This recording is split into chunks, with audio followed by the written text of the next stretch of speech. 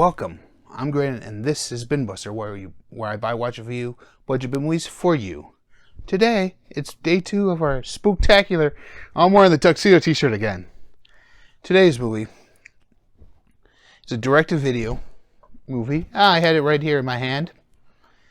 Get ready for a terribly funny adventure as those beloved chipmunks come face to face with Dr. Frankenstein and his horrible, horrible monster in Alvin and the Chipmunks Meet Frankenstein. That's right. I'm doing Alvin and the Chipmunks Meet Frankenstein. Look at scary Alvin roar! But then, see, there's the back of the box. And as always, I'm going to give you my thoughts on this movie. My good, my bad, my thoughts, my overall ratings on this children's movie. Alright, any die-hard fans of the Frankenstein franchise can just turn off this video right now. Sorry, thanks for watching.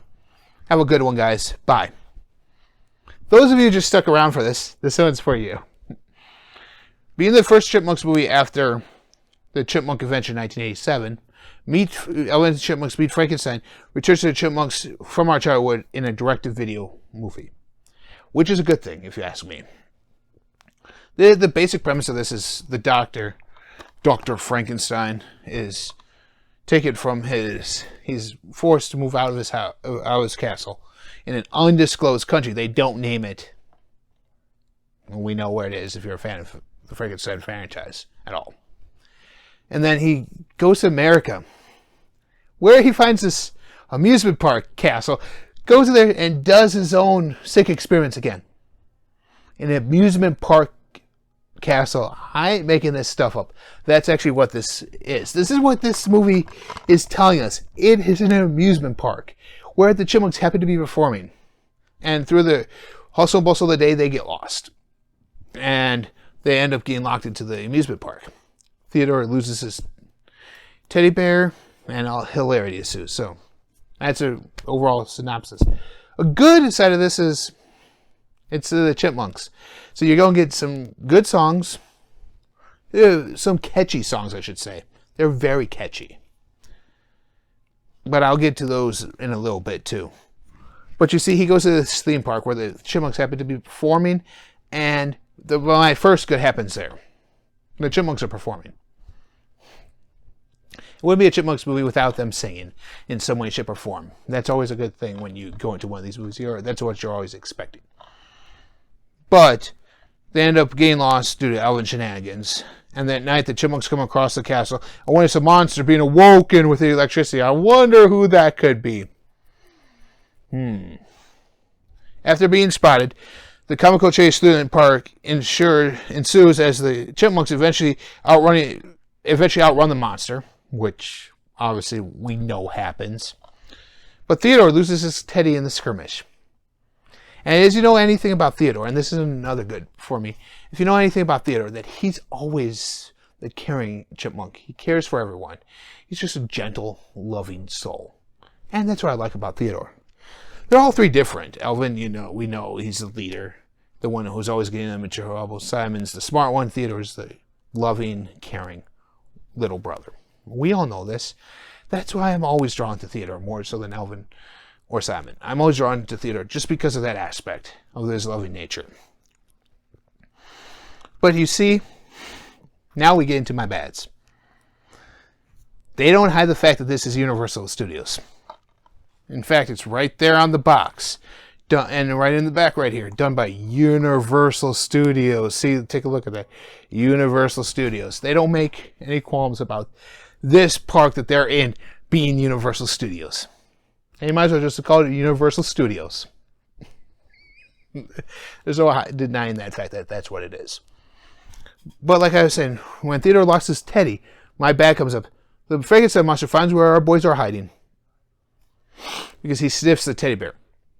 I did not know Frankenstein could smell things based on people's scents and find them. What is he? A dog? Or what is he? The Wolfman? Wolfman, I understand. That makes sense. But not for Frankenstein. Come on. I understand they had to cross paths some other times in this movie. But come on. That just kind of took it out of it for me. Also the songs. I said they're catchy. But they're not as great as the Chipmunks Adventure or some of the other ones you see in Chipmunks Go to the Movies. And I'll get to that in a moment. There's a monster in my house, albeit catchy. It's just another Chipmunk song. It's not a good one at all. A lot of the songs are not that great in here.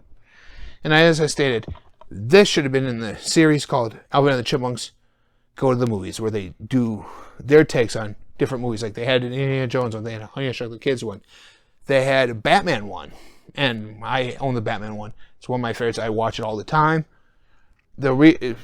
Simon is Batman, Theodore's Alfred, Joker is played by Alvin.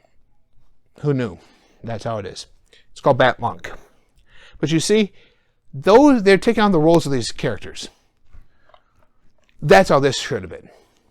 That's how this movie should have been. This movie should have been them taking on the roles. Alvin could have been the mad scientist, or even Simon could have been the mad scientist. Alvin or Dave could have been the monster, and Theodore could have been a random character they created for this movie. For that, they could have done this the exact same way, like the Chipmunks Go to the Movies, and it would have been fantastic. My rating would have been much better than what it is for this movie if they went that route, but they didn't go that route.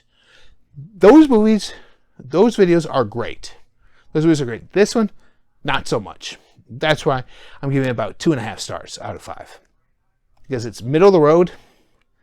It doesn't draw you. It draws you in because of the name alone. But nothing else in this makes me tell you guys to want to watch this. You guys want to have Alvin and the Chipmunks movie night? Oh, by all means, throw this in. Have a great time with your family. But if you're just like me and just want to watch a scary movie this holiday season in October, this is not one for you. You have kids? You might want to watch this. You don't? It's not one for you. Thank you guys for watching. And as always, comment down below. What's your favorite Alvin and the Chipmunks movie? And do you agree that they should have done this as Alvin and the Chipmunks Go to the Movies as part of that franchise? Sound off down below. And as always, when your Frankenstein shows up, just run around like Alvin and the Chipmunks and be scary Alvin. Buy my movie! Buy my movie! Buy my movie! You heard him. Buy his movie. Make it a movie night and dive right in.